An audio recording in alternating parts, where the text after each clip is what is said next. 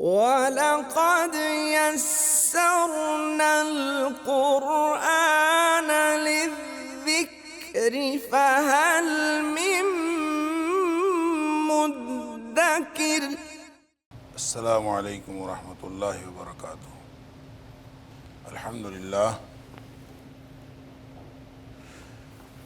للہ وکفیٰ وسلام علی عبادہ الذین اصطفیٰ، اشہد ان لا الہ الا اللہ وحدہ لا شریک لہ واشہد ان محمدا عبدہ ورسولہ صلی اللہ علیہ وآلہ وسلم۔ اللہم صلی علی محمد وعلی آل محمد کما صلیت علی ابراہیم وعلی آل ابراہیم انک حمید مجید۔ اللہم بارک علی محمد وعلی آل محمد کما بارکت علی ابراہیم وعلی آل ابراہیم انک حمید مجید۔ اما بعد فاعوذ باللہ السمیع العلیم من الشیطان الرجیم من حمدہ ونفخہ ونفثہ۔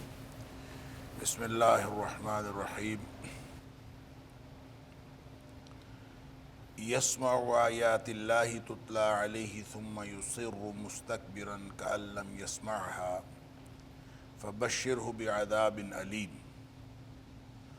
سنتا ہے اللہ کی آیات کو جو اس کے اوپر پڑھی جاتی ہیں، پھر وہ اڑا رہتا ہے تکبر کے ساتھ جیسے اس نے سنی نہ ہو، پس خوشخبری دے دیجئے اس کو دردناک عذاب کی۔ آیت نمبر 8 سورۃ الجاثیہ، یہاں سے آج کے سبق کا آغاز اللہ کی توفیق سے ہو رہا ہے۔ سورۃ الجاثیہ کا یہ وہ حصہ ہے، جیسا کہ میں نے پہلے بھی عرض کیا، جس میں اللہ کریم نے 3 قسم کے گروہوں کا ذکر کیا ہے، جو گناہ گاروں کے یا اہل جہنم کے 3 گروہ ہیں۔ پہلا گروہ ہے جس کو آیت نمبر 7 سے 11 تک ڈسکرائب کیا گیا کہ سخت جھوٹے اور اڑیل قسم کے گناہ گار ہیں۔ ویل لکل افاک اثیم، تباہی ہے یا جہنم کی ایک وادی ہے ہر اس شخص کے لیے جو بہت سخت جھوٹا ہے، نہایت گناہ گار اور مجرم ہے۔ کردار اس کا یہ ہے کہ یسمع آیات اللہ تتلی علیہ، اللہ کی آیات سنتا ہے جو اس کے اوپر پڑھی جاتی ہیں، ثم یصر مستکبرا، پھر وہ اڑا رہتا ہے، اصرار کرتا ہے، مستکبراً تکبر کے ساتھ، کأن لم یسمعها، گویا کہ اس نے سنی ہی نہیں۔ فبشرہ بعذاب علیم، پس اس کو خوشخبری دے دیجئے دردناک عذاب کی۔ اللہ اکبر۔ پہلی بات تو یہ ہے کہ وہ اللہ کی آیات کو سنتا ہے، اور سننے کے بعد ثم، یہ ثم جو ہے یہ تعجب کے لیے ہے کہ باوجود اس بات کے کہ اس نے سن لی، لیکن اس کا جو اڑا رہنا ہے اور جو تکبر کرنا ہے وہ ایسے ہے، اور تکبر کے ساتھ اڑا رہنا ایسے ہے کأن لم یسمع، گویا کہ اس نے سنی نہ ہو۔ ایک تو یہ ہے کہ کسی شخص نے کوئی بات سنی نہ ہو، اس کو سنائی نہ دی ہو، یا اس نے سنی اور اس کو سمجھ نہ آئی ہو۔ ایک یہ ہے کہ پوری طرح سن لینا، سن کے سمجھ لینا، اور سمجھنے کے بعد پھر اس کا انکار کرنا اس طرح جیسے سنی نہ ہو، اس کو سنی انسنی کر دینا۔ فبشرہ بعذاب علیم، اللہ اکبر، پھر اس کو خوشخبری دے دیجئے دردناک عذاب کی۔ یہ جو سنی اور سنی کرنا، سنی انسنی کرنا، یا پھر یہ میں نے عرض کیا جیسے ثم جو ہے تعجب کے لیے ہے، اس کی مثال سورہ انعام کے اندر بھی ثم الذین کفروا بربہم یعدلون، کہ پھر وہ لوگ جو کافر ہیں وہ اپنے رب کے ساتھ لوگوں کو برابر کرنے پر تلے ہوئے ہوتے ہیں۔ تو اس کا مطلب یہ ہے کہ کفار میں سے ایک گروہ ایسا ہے جو اللہ کی آیات کو، دین اسلام کو سنتا ہے، سننے کے بعد پھر وہ تکبر کرتے ہوئے اس طرح سے اصرار کرتا ہے کہ لم یسمعھا، جیسے کہ اس نے سنی ہی نہیں ہے۔ اللہ اکبر۔ تو ان کے لیے فرمایا کہ ان کو دردناک عذاب کی خوشخبری دے دیے۔ یہاں دردناک عذاب فرمایا، اس سے اگلی آیت میں عذاب مہین فرمایا، یہاں عذاب علیم ہے، دردناک عذاب۔ اس سے اگلی آیت میں فرمایا عذاب مہین ہے، رسوا کن، ذلیل و رسوا کر دینے والا عذاب۔ اور اس سے اگلی آیت میں فرمایا کہ اس کے لیے عذاب عظیم ہے، بڑا عذاب ہے۔ اور اس سے اگلی آیت میں فرمایا لہم عذاب من رجز علیم، عذاب ہے شدید ترین دردناک عذاب میں سے۔ تو گویا یہ مختلف قسم کی انٹرپریٹیشنز ہیں اس عذاب کی، جو ان کو عذاب ہوگا، رسوا کن بھی ہوگا، دردناک بھی ہوگا، بڑا بھی ہوگا، اور وہ عذاب میں سے ایک یعنی شدید ترین عذاب میں سے ایک عذاب ہوگا۔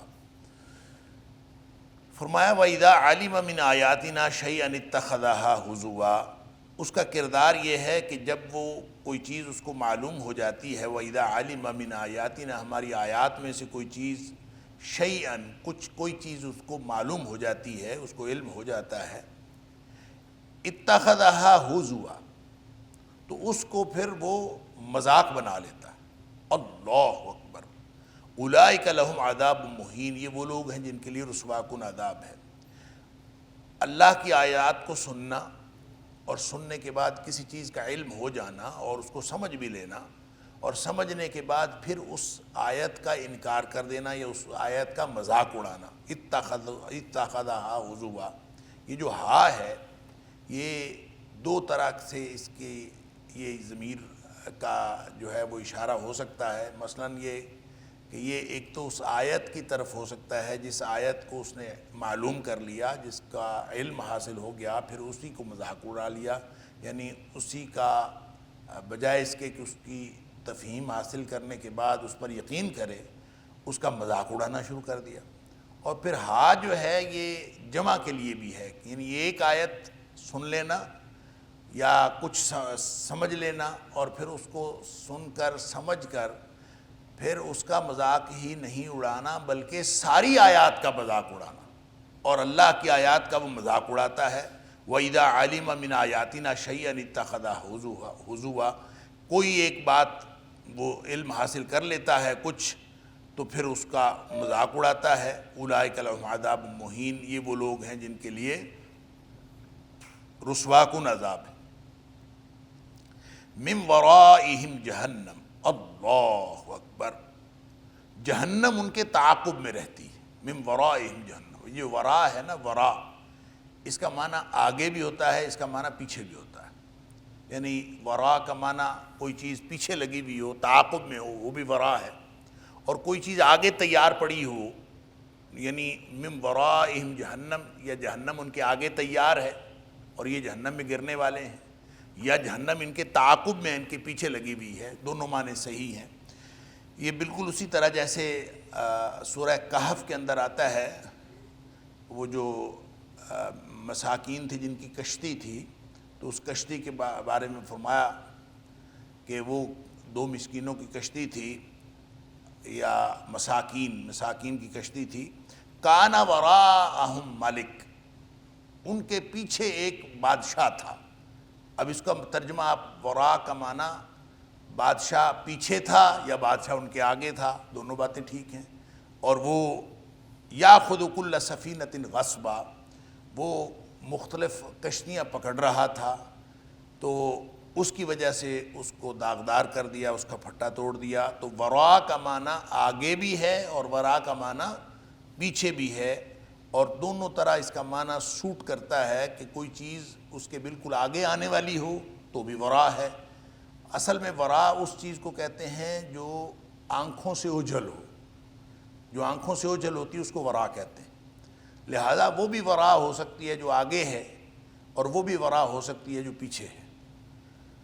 تو من ورائہم جہنم، جہنم ان کے تعاقب میں رہتی ہے، ان کے پیچھے لگی ہوئی ہوتی ہے۔ اللہ اکبر، یعنی اس قدر یہ افاک اور اس قدر اثیم ہیں، اس قدر سخت جھوٹے اور اس قدر جو گناہگار ہیں بڑے، اور اللہ تعالیٰ کی آیات سن کر اس کے اوپر تکبر کرنے والے، اس کا استہزاء کرنے والے، تو جہنم ان کے انتظار میں رہتی ہے۔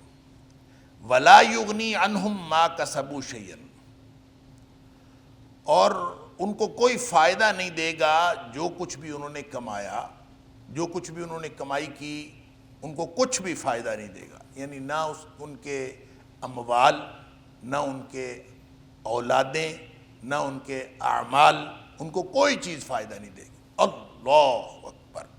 وَلَا يُغْنِي عَنْهُمْ مَا كَسَبُوا شَيْئًا، جو کچھ بھی انہوں نے کمایا ان کو کوئی فائدہ نہیں دے گا۔ وَلَقَدْ يَسَّرْنَا الْقُرْآنَ لِلذِّكْرِ فَهَلْ مِن مُّدَّكِرٍ وَلَقَدْ يَسَّرْنَا الْقُرْآنَ لِلذِّكْرِ فَهَلْ مِن مُّدَّكِرٍ وَلَا مَتَّخَذُوا مِن دُونِ اللَّهِ أَوْلِيَاءَ، اور نہ ہی وہ فائدہ دے گا جو انہوں نے بنائے اللہ کے علاوہ اپنے حمایتی، جو اللہ کے علاوہ انہوں نے اپنے حمایتی بنائے یا کارساز بنائے، وہ ان کو کوئی فائدہ نہیں دیں گے۔ وَلَهُمْ عَذَابٌ عَظِيمٌ، اور ان کے لیے بڑا عذاب ہے۔ اللہ اکبر۔ یعنی صرف یہ نہیں کہ جو انہوں نے کمائی کی سے مراد اموال ہو سکتے ہیں، کمائی کی سے مراد اعمال ہو سکتے ہیں، تو اس کی وضاحت اللہ کریم نے سورہ آل عمران کے اندر فرمائی کہ ان الذین کفروا لن تغنی عنہم اموالہم ولا اولادہم من اللہ شیئا، کہ جو لوگ کافر ہیں ان کو کوئی فائدہ نہیں دیں گے، نہ ان کے مال اور نہ ہی ان کی اولادیں۔ تو کمائی جو ہے یہ مال بھی ہوتا ہے، کمائی اعمال بھی ہوتے ہیں، تو جو کچھ بھی اعمال کیے ہیں ان کو کوئی فائدہ نہیں دیں گے۔ اور ویسے بھی اعمال، جو بھی کافر تو جو بھی عمل کرتا ہے وہ اس کے، اگر وہ نیک عمل بھی کرے تو وہ دنیا میں ضائع ہو جاتے ہیں، اس لیے ضائع ہو جاتے ہیں کہ اس نے آخرت میں فائدہ لینے کے لیے وہ عمل کیا ہی نہیں ہوتا، اس نے وہ عمل کیا ہوتا ہے دنیا کے کسی فائدے کے لیے، لہذا اللہ تعالیٰ اس نیک عمل کا بدلہ اس کو دنیا میں دے دیتا ہے۔ تو نبی اکرم صلی اللہ علیہ وآلہ وسلم نے فرمایا کہ کافر جو بھی نیک عمل کرتا ہے اللہ تعالیٰ اس کا بدلہ دنیا میں اس کو دے دیتا ہے، اور جب وہ مرتا ہے تو اس کے پاس ایک بھی عمل نہیں ہوتا، سارے اعمال جو ہیں اس کے دنیا میں ہی اس کا بدلہ اس کو مل جاتا ہے، لہٰذا وہ اللہ کے پاس پہنچتا ہے تو بالکل خالی ہاتھ، کیونکہ آخرت اس کے پروگرام میں شامل نہیں ہوتی اس لیے۔ اسی طرح قرآن میں اللہ تعالیٰ نے فرمایا سورہ کہف کے اندر قُلْ هَلْ نُنَبِّئُكُمْ بِالْأَخْسَرِينَ أَعْمَالًا الَّذِينَ ضَلَّ سَعْيُهُمْ فِي الْحَيَاةِ الدُّنْيَا وَهُمْ يَحْسَبُونَ أَنَّهُمْ يُحْسِنُونَ صُنْعًا، کہ کیا میں تمہیں ان لوگوں کے بارے میں بتاؤں جو اعمال کے اعتبار سے گھاٹا پانے والے، خسارہ پانے والے لوگ ہیں؟ یہ کون لوگ ہیں؟ جن کی ساری زندگی کی محنت دنیا میں ہی ضائع ہو گئی۔ اللہ اکبر۔ اور وہ یہی سمجھتے رہے کہ ہم تو بہت اچھا کام کر رہے ہیں، وہ اپنے کاموں کو بہت اچھا سمجھتے رہے اور ان کام ان کے ساری دنیا میں ضائع ہو گئے۔ تو فرمایا وَلَا يُغْنِي عَنْهُمْ مَا كَسَبُوا شَيْئًا، ان کا کوئی بھی کام ان کو کچھ بھی فائدہ نہیں دے گا، نہ کام یعنی اعمال، نہ ان کے اموال، نہ کوئی ان کی اولادیں، کوئی بھی چیز ان کو فائدہ نہیں دے گی۔ اللہ اکبر۔ وَلَا مَتَّخَذُوا مِن دُونِ اللَّهِ أَوْلِيَاءَ، اور نہ وہ فائدہ دیں گے جنہوں نے ان کو دنیا میں یہ وعدے دیے تھے کہ ہم تمہیں فائدہ دیں گے، اور انہوں نے اللہ کو چھوڑ کر دنیا میں حمایتی اور کارساز بنائے ہوئے تھے۔ دنیا میں جن لوگوں کو خود ساختہ انہوں نے اللہ کو چھوڑ کر حمایتی اور کارساز بنایا ہوا تھا، فرمایا وہ کوئی فائدہ نہیں دے گا۔ وَلَا مَتَّخَذُوا مِن دُونِ اللَّهِ أَوْلِيَاءَ، اللہ کے علاوہ جتنے بھی کارساز انہوں نے بنائے کوئی بھی فائدہ نہیں دے گا۔ وَلَهُمْ عَذَابٌ عَظِيمٌ، ان کے لیے بڑا عذاب ہے۔ اللہ اکبر۔ هَذَا هُدًى، یہ جو قرآن ہے یہ ہدایت، کسی چیز کو کہنا هَذَا هُدًى یا کسی کو کہنا مثلا زید رجل یا زید عدل، تو اس کا مطلب یہ ہوتا ہے کہ زید جو ہے وہ سراپا عدل ہے. زید الرجل کا مطلب وہ ایک کامل اور مکمل آدمی ہے. تو تکمیل یا اس کے اندر جو تکثیر، کثرت، یعنی اس کے اندر اتنا زیادہ عدل ہے کہ وہ سراپا عدل ہے. تو یہ فرمایا ہذا ہدا، یہ قرآن جو ہے یہ ہدایت ہے. کیا مطلب؟ یہ سراپا ہدایت، یہ شروع سے لے کر آخر تک ہدایت ہے. یا پھر یہ تکمیل کی بات ہے کہ ہذا ہدا، یہ تکمیل کے اعتبار سے بہترین اور مکمل ہدایت. قرآن کے اندر جو ہدایت ہے یہ ساری کی ساری مکمل. والذین کفروا بآیات ربہم، اور وہ لوگ جنہوں نے کفر کیا رب کی آیات سے، ان کے رب کی آیات سے، لہم عذاب من رجز علیم، ان کے لیے عذاب ہے من رجز علیم، دردناک سخت عذاب سے. رجز اس عذاب کو کہتے ہیں جو انتہائی شدید عذاب ہو. رجز کا معنی بھی عذاب ہی ہوتا ہے، لیکن رجز وہ عذاب ہوتا ہے جو انتہائی شدید ہو. تو لہم عذاب، ان کے لیے عذاب ہے من رجز علیم، انتہائی شدید دردناک عذاب میں سے ان کو عذاب ہوگا. اللہ اکبر. تو یہ گویا اللہ تعالیٰ نے جو ایک گروہ ہے، پہلا گروہ، ان کی تفصیل بتا دی کہ یہ سخت جھوٹے اور اڑیل ہیں، متکبر اور استہزاء کرنے والے ہیں، اور جہنم ان کے انتظار میں رہتی ہے، اور ان کے لیے دردناک عذاب ہے، ان کے لیے رسوا کن عذاب ہے، ان کے لیے بڑا عذاب ہے، اور ان کے لیے شدید ترین عذاب میں سے عذاب ہے. اللہ اکبر. آگے جو 3 آیات ہیں، آیت نمبر 12 سے لے کر 15 تک، اس میں دلائل توحید ہیں. اللہ الذی سخر لکم البحر لتجری الفلک فیہ بامرہ ولتبتغوا من فضلہ ولعلکم تشکرون. اللہ وہ ذات ہے جس نے مسخر کیا تمہارے لیے سمندر کو یا دریا کو، لتجری الفلک فیہ، تاکہ اس کے اندر کشتی چلے یا جہاز چلے، بامرہ، اس کے حکم سے، وَلِتَبْتَغُوا مِن فَضْلِهِ، اور تاکہ تم تلاش کرو اس کے فضل سے، یعنی اللہ کا فضل تم تلاش کرو، تم اپنی حلال روزی تلاش کرنے کے لیے ان کشتیوں کو استعمال کرو. وَلَعَلَّكُمْ تَشْكُرُونَ، اور تاکہ تم شکر کرنے والے بن جاؤ.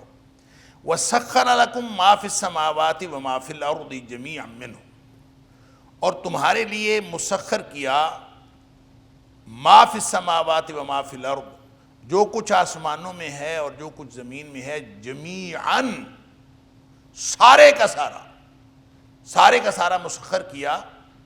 اب یہ سارے کا سارا انسان کے ہاتھ میں مسخر نہیں ہے، جمیعاً منہ، یہ اللہ کی طرف سے مسخر ہے، مسخر اس کے ہاتھ میں.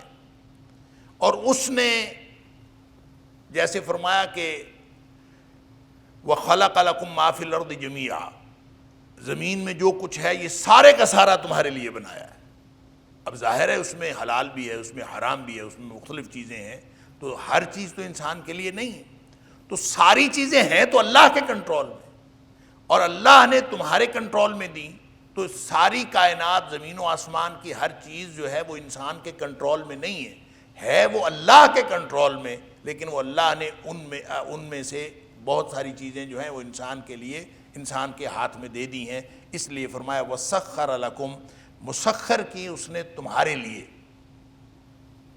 ما فی السماوات و ما فی الارض، جو کچھ آسمانوں میں ہے جو کچھ زمین میں ہے، جمیعاً، سارے کا سارا، من ہو، اس کی طرف سے، اس نے اپنی طرف سے تمہارے لیے مسخر کیا. اللہ ان فی ذلک لآیات، اس بات میں تمہارے لیے نشانی ہے، یہ بلکہ نشانیاں ہیں، لقوم یتفکرون، اس قوم کے لیے جو فکر کرنے والی ہو، تفکر کرنے والی ہو.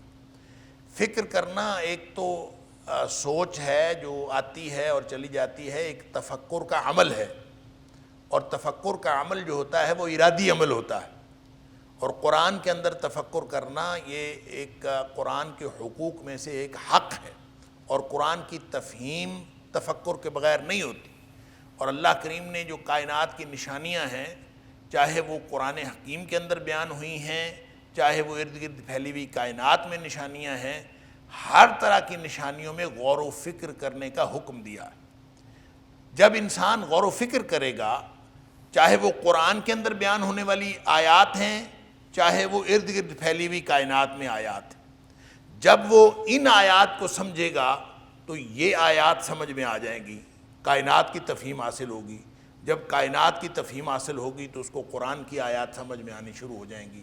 تو غور و فکر جو ہے اس کے ذریعے سے افلا یتدبرون القرآن ام علی قلوب اقفالها، کیا پھر یہ قرآن کے اندر غور و فکر نہیں کرتے یا پھر ان کے دلوں کے اوپر تالے لگے ہوئے ہیں؟ تو فرمایا ان فی ذلک لآیات لقوم یتفکرون، تفکر کرنے والی قوم کے لیے اس کے اندر بہت ساری نشانیاں ہیں۔ قل للذین آمنوا یغفروا للذین لا یرجون ایام اللہ لیجزی قوم بما کانوا یکسبون، آپ فرما دیجئے ان لوگوں سے آمنو جو ایمان والے ہیں، یغفروا وہ معاف کر دیں یا درگزر کریں، للذین ان لوگوں سے، لا یرجون ایام اللہ جو اللہ کے دنوں کی امید نہیں رکھتے، جو اللہ کے دنوں کی امید نہیں رکھتے، ان کو معاف کر دیں یا ان سے درگزر کریں، ان سے درگزر کریں، لیجزی قوم بما کانوا یکسبون، تاکہ وہ اللہ بدلہ دے اس قوم کو بما کانوا یکسبون جو وہ کمائی کرتے رہے، جو وہ کمائی کرتے رہے اس کا بدلہ دے۔ بدلہ تو اسی کا ملنا ہے اور اللہ تعالیٰ نے بدلہ عطا فرمانا ہے۔ یہ کیا کہا گیا ہے کہ کون لوگ کن لوگوں کو معاف کر دیں؟ تو قل للذین آمنوا، یہ تو واضح ہے کہ اے حبیب صلی اللہ علیہ وآلہ وسلم آپ ان لوگوں کو فرما دیجئے جو ایمان لائے، یعنی ایمان والوں سے خطاب ہے، وہ کیا کریں؟ یغفروا للذین لا یرجون ایام اللہ، ان لوگوں کو معاف کر دیں، ان لوگوں سے درگزر کریں جو لوگ اللہ کے دنوں کی امید نہیں رکھتے۔ اللہ کے دنوں سے مراد، ایام اللہ سے مراد وہ تاریخی دن ہے، کوئی بھی تاریخی دن، کوئی تاریخی واقعہ جس میں اللہ کی طرف سے کسی کو انعام ملا ہو یا اللہ کی طرف سے کسی کو سزا ملی ہو۔ وَلَقَدْ يَسَّرْنَا الْقُرْآنَ لِلذِّكْرِ فَهَلْ مِن مُدَّكِرٍ وَلَقَدْ يَسَّرْنَا الْقُرْآنَ لِلذِّكْرِ فَهَلْ مِن مُدَّكِرٍ، تو اللہ کی طرف سے کسی کو سزا ملی ہو، وہ بھی ایام اللہ کا معنی لفظی معنی تو ہے اللہ کے دن، ایام یوم کی جمع ہے تو اللہ کے دن، لیکن ان سے مراد وہ تاریخی دن ہیں جس میں کسی کو سزا ملی ہو یا کسی کو انعام ملا ہو، دونوں اس سے مراد ہو سکتے ہیں۔ بعض اوقات ایسا بھی ہوتا ہے ایک ہی بات، ایک ہی واقعہ ہوتا ہے، لیکن وہی واقعہ کسی ایک گروہ کے لیے انعام ہوتا ہے اور کسی ایک گروہ کے لیے سزا ہوتی ہے۔ مثال کے طور پر جو فرعون اور اس کی قوم کا جو غرق ہوا ہے، وہ جو سمندر میں غرق ہوئے ہیں، تو وہ ان کو تو سزا ملی تھی لیکن بنی اسرائیل کو جو ہے نجات ملی تھی۔ تو ایک ہی چیز میں ایک کے لیے انعام ہے ایک ہی واقعے میں اور دوسرے کے لیے جو ہے وہ سزا ہے، لہٰذا یہ ایام اللہ میں سے ایک یوم ہے، ایک یعنی ان کو ہی ایام اللہ کہا گیا ہے جو اللہ کی تاریخ کے دن ہیں۔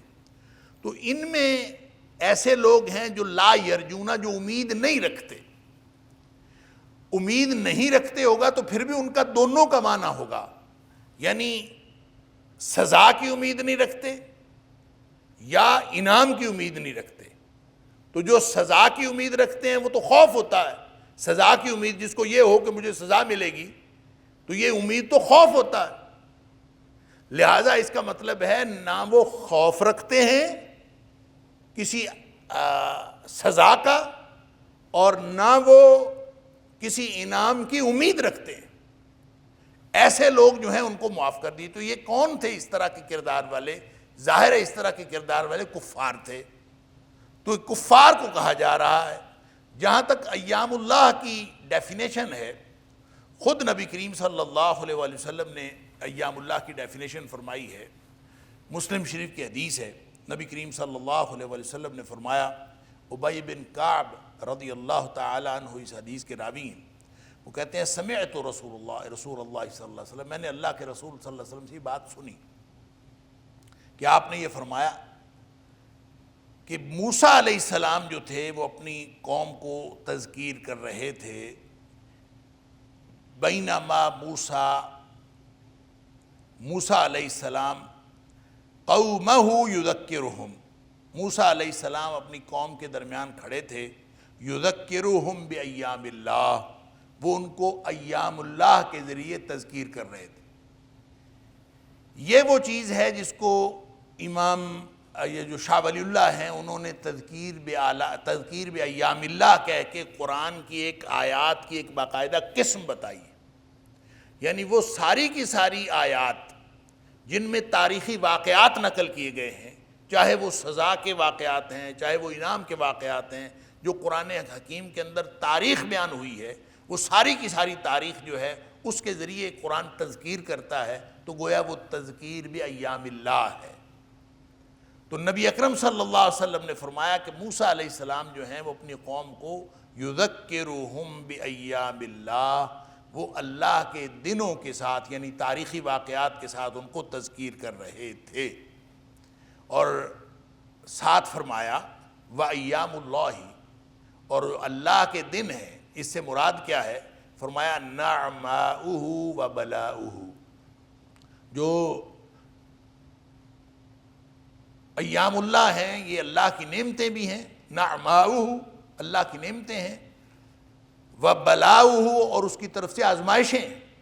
تو جتنی بھی سزائیں ملی ہوں، تاریخ کا کوئی واقعہ ہو یا اس میں کوئی انعام ملا ہو، دونوں قسم کے واقعات جو ہیں وہ ایام اللہ میں شامل ہوتے ہیں۔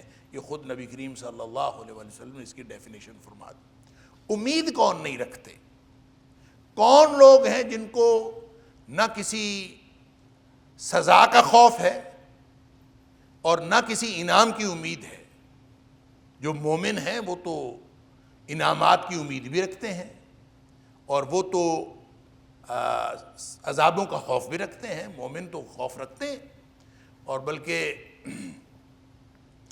مومنوں اہل ایمان کی نشانی بتائی، یدعون ربہم خوفا وطمعا، جو اہل ایمان ہیں وہ تو رب کو پکارتے ہیں خوف سے اور امید سے، ان کو خوف بھی ہوتا ہے اور امید بھی ہوتی ہے، اور حکم بھی دیا وَادْعُوهُ خَوْفًا وَطَمَعًا، اس کو پکارا کرو اللہ کے عذابوں کا خوف ذہن میں رکھتے ہوئے اور اللہ کے انعامات کی امید رکھتے ہوئے۔ تو مومن کی جو عبادت ہوتی ہے اس کا طریقہ کار یہی ہوتا ہے کہ وہ تو امید رکھتا ہے اچھے انعامات کی اور خوف رکھتا ہے سزاؤں کا، اور جو ایسا نہیں کرتے لا یرجونا، جو نہ خوف رکھتے ہیں سزاؤں کا اور نہ امید رکھتے ہیں انعامات کی، یہ کون ہے؟ یہ کفار ہے۔ اہل ایمان کو کہا جا رہا ہے قل للذین آمنوا یغفروا للذین لا یرجون ایام اللہ، جو لوگ نہ سزا کا خوف رکھتے ہیں نہ انعام کا، اللہ تعالیٰ کی کسی نعمت کی امید رکھتے ہیں، ان سے درگزر کیجئے یا ان کو معاف کر دیجئے، ان سے درگزر کیجئے۔ لیجزی قوم بما کانوا یکسبون، تاکہ اللہ خود بدلہ دے دے گا، جو بھی وہ کرتوت کرتے رہے اس کا بدلہ دے دے گا۔ تو یہ کن سے درگزر کرنا ہے، کن کفار سے؟ بعض مفسرین کا تو یہ خیال ہے کہ یہ مکی دور حکومت میں، مکی دور نبوی میں، جب نبی اکرم صلی اللہ علیہ وسلم مکے میں تھے تو اہل ایمان کو یہ حکم تھا کہ جو کفار ہیں ان سے درگزر کرنا ہے اور ان سے کسی بھی قسم کا بدلہ نہیں لینا۔ اور بعد میں جب مدینہ منورہ کے اندر جہاد کا حکم آ گیا تو جہاد کے حکم کے ساتھ یہ حکم منسوخ ہو گیا۔ بعض لوگوں کا خیال یہ ہے، بعض مفسرین کا خیال یہ ہے۔ لیکن صحیح بات یہ ہے کہ اس کو منسوخ سمجھنے کی کوئی ضرورت نہیں ہے، کیونکہ جو معاف کرنے کی بات ہے یہ ذاتی لیول پر ہے، ذاتی سطح پر ہے۔ جہاں تک جنگ کا معاملہ ہے تو وہ جنگ کا معاملہ اور ہے۔ جنگ ہوتی ہے اعلاء کلمت اللہ کے لیے، اور جو ذاتی بدلہ لینا ہے یہ اور چیز ہے۔ اور اللہ کریم نے قرآن حکیم کے اندر فرما دیا، ایک تو سورہ آل عمران کی آیت نمبر 186 ہے، اس کے اندر فرمایا وَمِنَ الَّذِينَ أَشْرَكُوا أَذًى كَثِيرًا، کہ تمہیں تمہارے اعمال اموال اور تمہاری جانوں میں آزمایا جائے گا یقیناً، اور تم اہل کتاب سے جو کتاب دیے گئے تم سے پہلے، وَمِنَ الَّذِينَ أَشْرَكُوا، اور مشرکین کی طرف سے اذًى كثيرا، تمہیں شدید تکلیف ہوگی اور بہت ساری تکلیف ہوگی، بہت ساری تکلیفیں تمہیں پہنچائی جائیں گی۔ اور فرمایا کہ وَإِن تَصْبِرُوا وَتَتَّقُوا، اگر تم صبر کرو اور تقوی اختیار کرو فَإِنَّ ذَلِكَ مِنْ عَزْمِ الْأُمُورِ، تو یہ بڑے عظیمت کے کاموں میں سے کام ہے۔ گویا یہ مستقل کام ہے کہ آپ ان کو درگزر کر دیجئے، اور جس بھی بات کا کوئی اگر تکلیف پہنچائی گئی ہے تو اس کو چھوڑ دیجئے۔ تو اصل میں معاملہ یہ ہے کہ اس سے مراد کفار ہی ہیں کہ ان سے درگزر کیا جائے، لیکن جس چیز کے بارے میں کہا جا رہا ہے کہ درگزر کیا جائے وہ ہے ذاتی بدلہ نہ لیا جائے۔ ذاتی طور پر اگر کوئی تکلیف پہنچاتا ہے تو اس کو، اور یہ مستقل حکم ہے، جو اگر کوئی اعلاء کلمت اللہ یعنی اللہ کے دین کے اندر کوئی رکاوٹ پیدا کی جا رہی ہو تو جنگ اس کے لیے ہوتی ہے، ذاتی مقصد کے لیے نہیں ہوتی۔ اور ذاتی بدلہ، اللہ اکبر، حضرت عائشہ صدیقہ رضی اللہ تعالیٰ عنہ فرماتی ہیں نبی اکرم صلی اللہ علیہ وآلہ وسلم نے کبھی کسی معاملے میں ذاتی بدلہ نہیں لیا۔ اللہ اکبر، من تقم رسول اللہ صلی اللہ علیہ وسلم لنفسہ فی شیء یوتی الیہ، نبی پاک صلی اللہ علیہ وسلم کو ذاتی طور پر جو بھی کچھ پہنچایا گیا ہو، آپ نے کبھی اپنی ذات کے لیے بدلہ نہیں لیا۔ حتی ینتہک من حرمات اللہ، ہاں اللہ کی حرمتوں کو پامال کیا جا رہا ہو تو پھر فینتقم للہ، پھر وہ اللہ کے لیے بدلہ لیتے تھے۔ تو نبی اکرم صلی اللہ علیہ وآلہ وسلم کا جو طرز عمل ہے وہی قرآن جو سمجھا رہا ہے، یہ وہی بات ہے کہ ذاتی طور پر اگر کوئی بدلے کی بات ہو، اگر کسی نے کوئی تکلیف پہنچائی ہو تو اس کے لیے قرآن کہہ رہا ہے کہ اس سے درگزر کیجئے، اللہ تعالیٰ خود بدلہ دے گا۔ لِيَجْزِيَ قَوْمًا بِمَا كَانُوا يَكْسِبُونَ، اللہ تعالیٰ ان کے کرتوتوں کا بدلہ ان کو دے دے گا، لہٰذا آپ اس سے درگزر کریں، اور آپ کو کوئی ضرورت نہیں ہے بدلہ لینے کی۔